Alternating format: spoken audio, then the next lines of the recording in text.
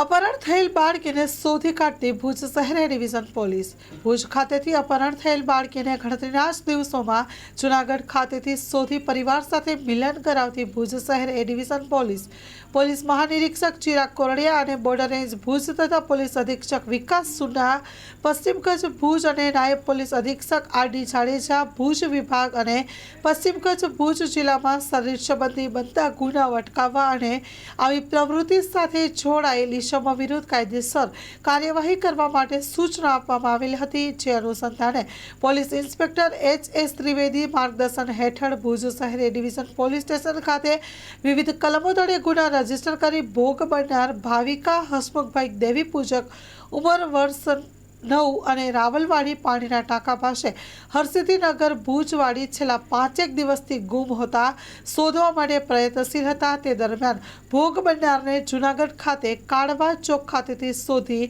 બાળકીને પોતાની માતાને સોંપી સુખદ મિલન કરાવ્યું છે। સદર ગુના કામેની આગળની તપાસ પોલીસ સબ ઇન્સ્પેક્ટર લાખોત્રા ચલાવી રહ્યા છે। ભોગ બનનાર બાળકી છે ભાવિકા હસમુખભાઈ દેવી પૂજક ઉંમર વર્ષ 9।